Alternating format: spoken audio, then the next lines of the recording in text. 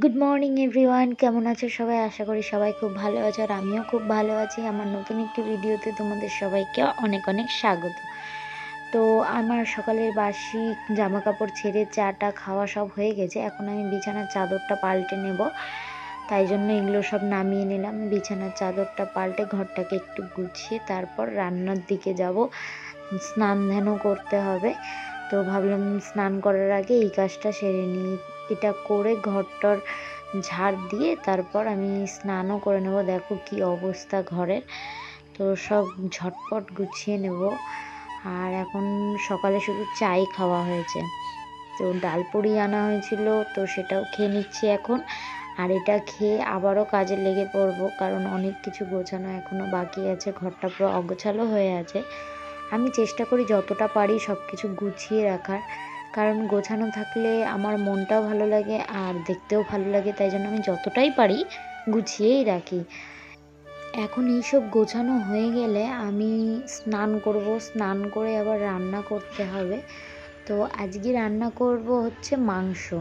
তো তোমাদের সাথে সব কিছুই শেয়ার করব, রান্না কিভাবে কি করব না করব, একদম রান্নার ভিডিওতেই চলে যাব। খুব কমই ভিডিও করতে পেরেছি আজকে। এখানে আমি আদা, রসুন আর কাঁচা লঙ্কা বেটে নিচ্ছি। তো অল্প স্বল্প মশলা হলে আমি সাধারণত হাতেই বেটে নিই, কারণ হাতে বাটাটা আমার খুব ভালোই লাগে। আগে পারতাম না খুব একটা, আর এখন একবার বাটলে আমার একদম ফিনিশিং হয়ে যায়। মিক্সি আছে কিন্তু খুব কমই মিক্সিতে বাটা হয়। এইভাবে বাটতে বাটতে একটা অভ্যাস হয়ে গেছে, তো গ্যাসের পাশেই বসানো আছে, সুবিধাও হয় এতে। আর এইদিকে দেখো আমি পেঁয়াজ, টমেটো, রসুন, লঙ্কা ফোড়নের সব কিছু রেডি করে নিয়েছি। আর এখানে মশলার ওই বাটাটা যেটা বাটলাম ওটা রাখা আছে। আর আজকে দেবো ধনেপাতা মাংসতে, তাই রেখেছি। আর জিরা লঙ্কা আর এই যে মাংস, আলুটা ভাজা হয়ে গেছে। আলুটা ভেজে রেখে দিয়ে এবার আমি কড়াইয়ে ফোড়ন দিয়ে দিলাম।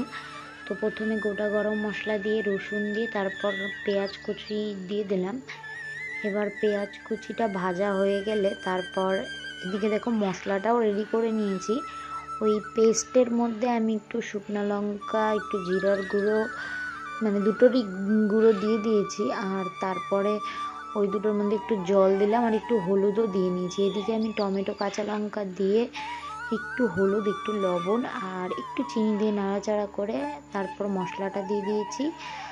আর লবণও দিয়ে দিলাম জল দিয়ে। তারপর মশলাটাকে ভালো মতো কষিয়ে নিয়েছি। যখন তেল ছাড়বে মশলাটা থেকে তারপর এই যে দেখো তেল ছেড়ে দিয়েছে, এবার আমি এর মধ্যে মাংসটাকে দিয়ে দেবো।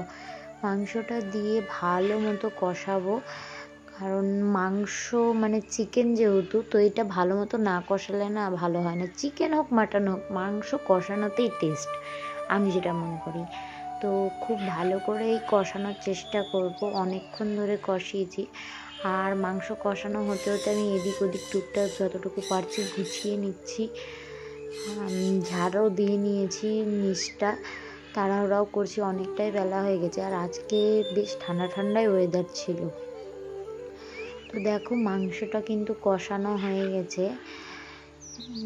আর একটু পরই আমি ঝোল দিয়ে দেব। এইদিকে আমি এইটুকুটা একটা মাংস রেখেছিলাম, ওটা জাস্ট টেস্ট করলাম যে কেমন হয়েছে। খেতে খুব ভালো হয়েছিল।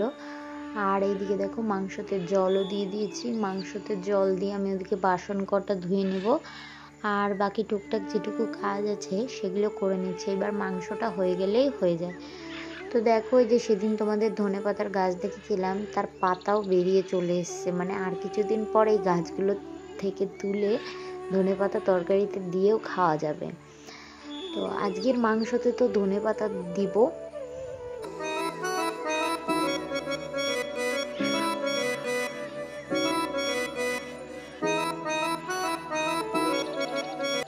আমাদের খাওয়া দাওয়া হয়ে গেছে, আর এখন আমি সব কিছু পরিষ্কার করে নেব, তারপর বাসনগুলো ধুয়ে নেব, তারপর বাইরে থেকে কাপড় এনে সেগুলো ভাঁজ করব। আর বিকালেও প্রচুর কাজ থাকে, তো একের পর এক যত কাজ করে নিচ্ছি, ঝটপট ঝটপট করে করছি, কারণ একটু পরেই সন্ধ্যা লেগে যাবে। তো ছেলে একটু আগে বমি করে দিয়েছিল, তাই আবারও চাদরটাকে পাল্টাতে হয়েছে। এই চলে এখন।